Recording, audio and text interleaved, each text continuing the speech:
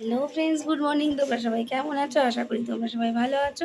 আমরাও খুব ভালো আছি। আর একটা নতুন দিনে নতুন সকালে চলে আসলাম তোমাদের সঙ্গে কিছু গল্প, কিছু কাজ শেয়ার করতে।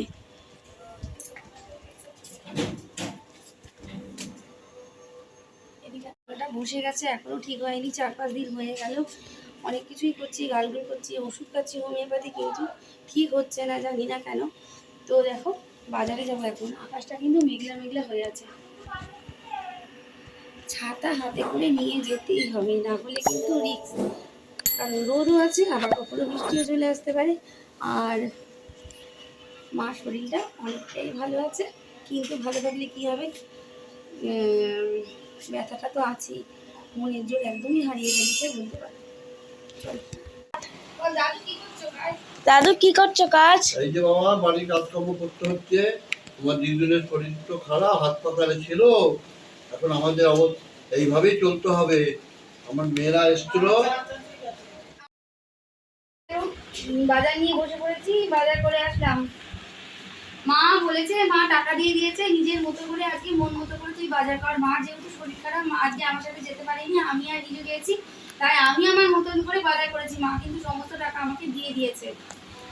আর দেখো এখানে কি করেছি, মোচাটা দেখো কত সুন্দর মোচা, একটা এত বড় মোচা, 25 টাকা।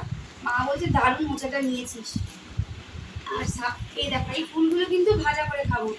জানি না যদি ভাজা, মানে ফুলগুলো যদি টাটকা ভালো থাকে তাহলে ভাজা করাটা অবশ্যই শেয়ার করি। এই ফুল ভাজাটাও কিন্তু দারুণ লাগে, এই শাপলা ফুলের বড়া দারুণ লাগে খেতে। আর ডাটা শাক নিয়েছি, ডাটা নিয়েছি 2 জায়গায় ভেঙ্গি, একটা মাকে দিয়ে দেবো, একটা আমাদের। পটল 2 জায়গায় আছে, এটা আমাদের। আর এখানে রাখো, এটার প্যাকেট পাইনি, দাদার কাছে আর প্যাকেট ছিল না, সেই জন্য বললাম এমনি দিয়ে দাও। আর দেখো বেগুন নিয়েছি, বেগুন একটু কানা, বললাম না একটু কানা বেগুন, কিন্তু বাদই যাবে না, এত ভালো বেগুন। আমি কালকে করেছি বলে সেই মাসির কাছ থেকে আবার এই বেগুন নিলাম 1.5 কিলো, তো 45 টাকা। যেখানে 80 টাকা 60 টাকা বেগুনের কিলো, সেখানে 1.5 কিলো আমাকে 45 টাকায় দিয়েছে। একটু বাদ যেতেই পারে। আর এই পোকা বেগুন খাওয়া কিন্তু খুব ভালো, এর মধ্যে বিষ পোকা মতো থাকে না, সেই জন্য কানা কোনো বিষ থাকে না, সেই জন্য এই বেগুন খাওয়াই ভালো।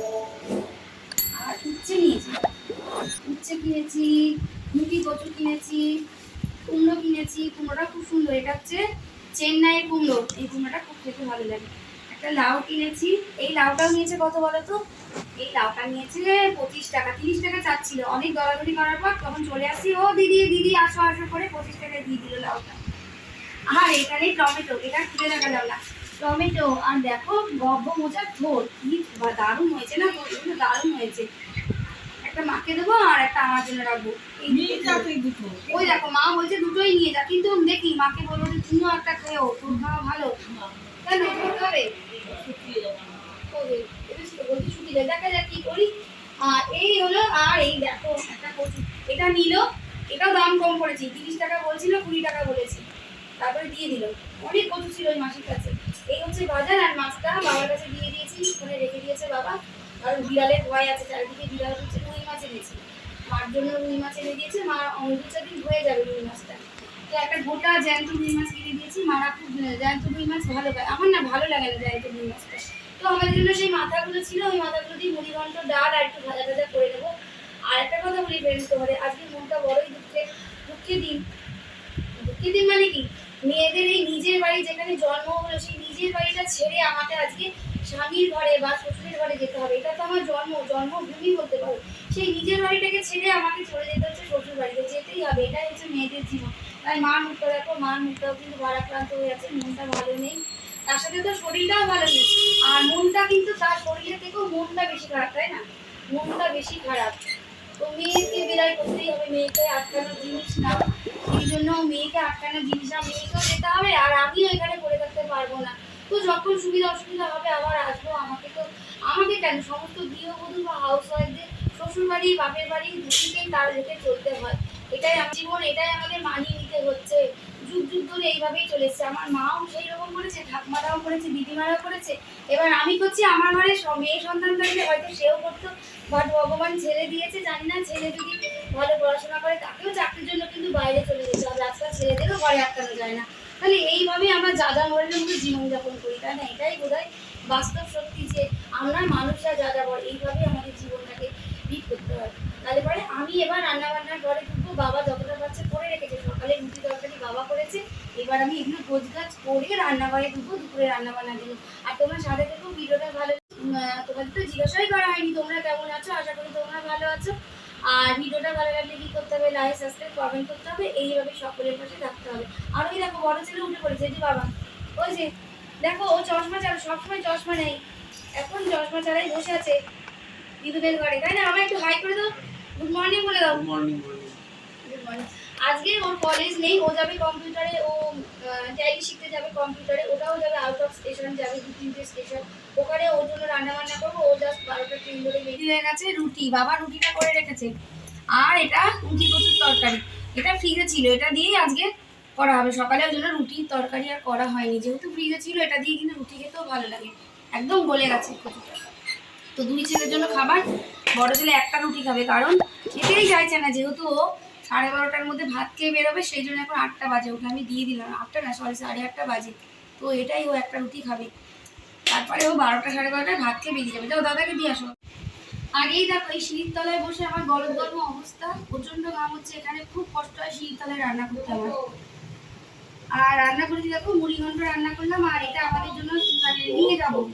আর এইটা দুপুরবেলা খাওয়া হবে। এখানে মুগের ডাল, মুগের ডালটা বেশি ঘন করে দিই, এরকম মুগের ডাল করেছি, তার সাথে বেগুন ভাজা। আর বড় ছেলের খাবারটা, তরকারিটা বেড়ে রাখলাম, ভাত হয়ে গেছে, গরম গরম ভাত দেবো, বেগুন ভাজা, মাছের ঝোল, মুড়ি ঘন্ট দিয়ে খেয়ে যাবে। এই হচ্ছে আজকে দুপুরে খাওয়া দাওয়ার, ব্যাস এগুলো হয়ে গেছে। এর মধ্যে আর একটা সমস্যা আছে, সমস্যার মধ্যে সমস্যা।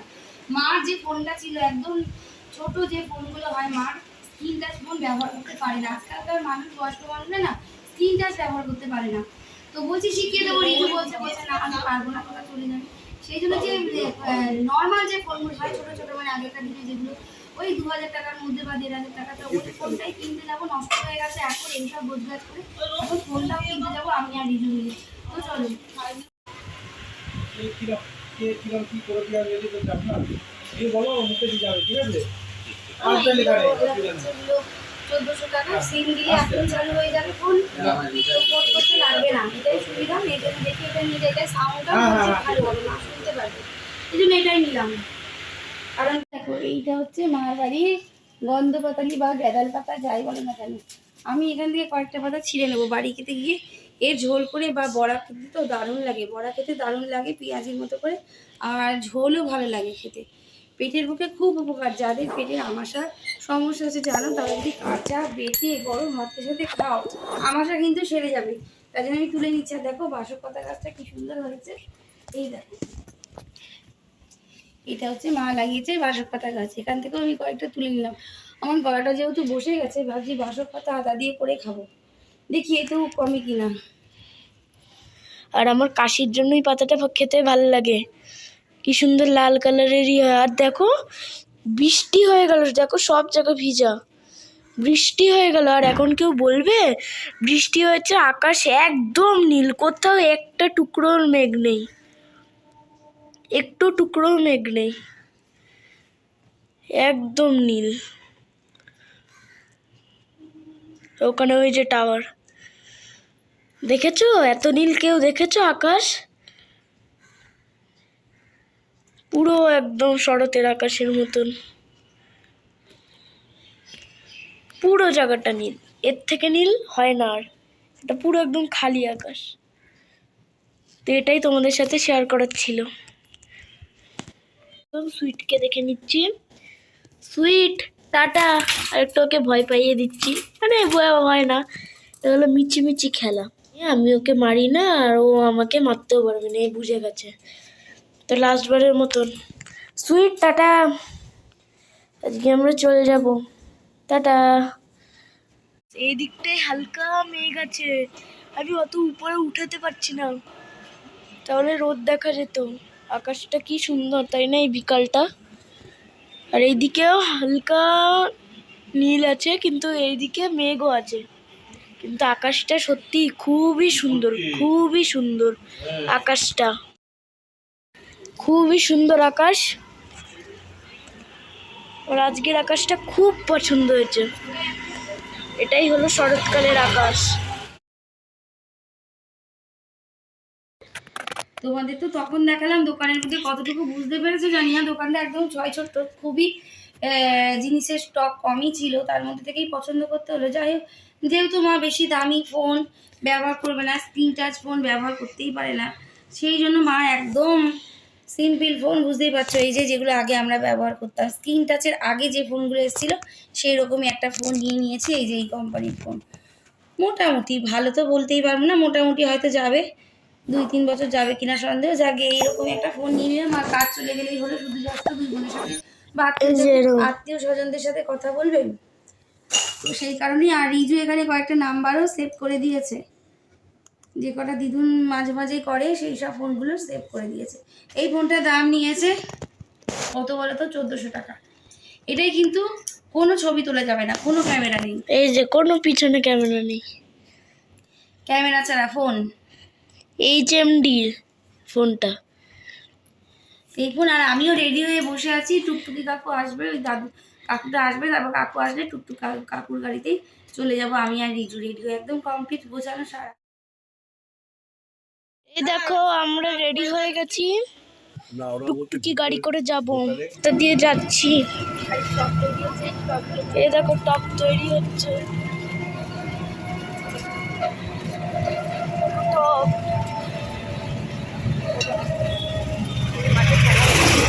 সূর্য মামা, আর এখানটায় দেখো মাঠে সবাই খেলতে এসেছে, ফুটবল খেলার ম্যাচ হচ্ছে, তাই বাবা মাও দেখতে এসেছে।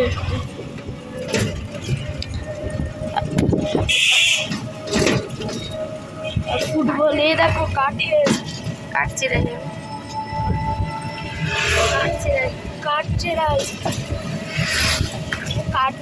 কাঠে কাটা।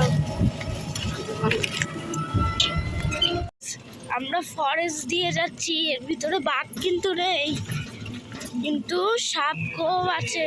তো আমরা ফরেস্টের মধ্যে দিয়ে যাচ্ছি, কিন্তু ফরেস্ট প্রায় শেষ হয়ে গেছে, ওটা আমরা তুলতে পারিনি। এই দেখো ওটা বোঝাই যাচ্ছে না, মনে হচ্ছে খেলার মাঠ, কিছু কিছু জায়গায় মনে হচ্ছে জল আছে, তাই ওটা থেকেই আন্দাজ করা যায় এটা পুকুর। একদম শ্যাওলা হয়ে গেছে। আবার পিছনে কলার ক্ষেত, এটা ধান।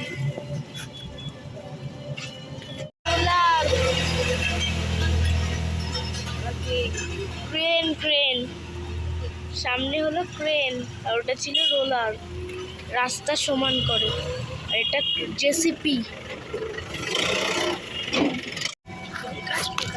এই দেখো কাশফুল, কি সুন্দর, পুজো চলে এসেছে তাই কাশফুল ফুটেছে।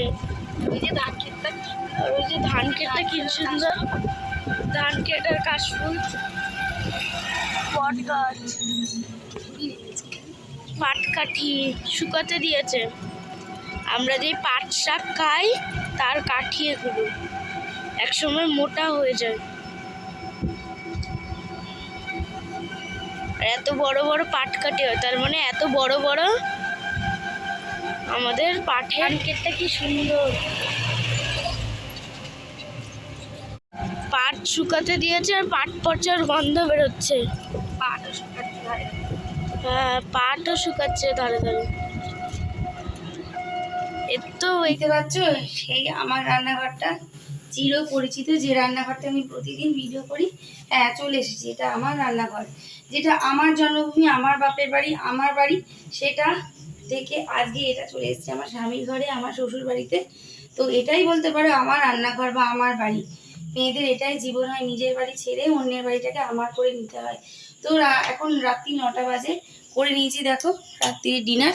এখানে রুটি করেছি, আর সেই মা পাঠিয়েছিল মুড়িঘণ্টটা, যেটা আমি রান্না করেছিলাম মার ওখানে।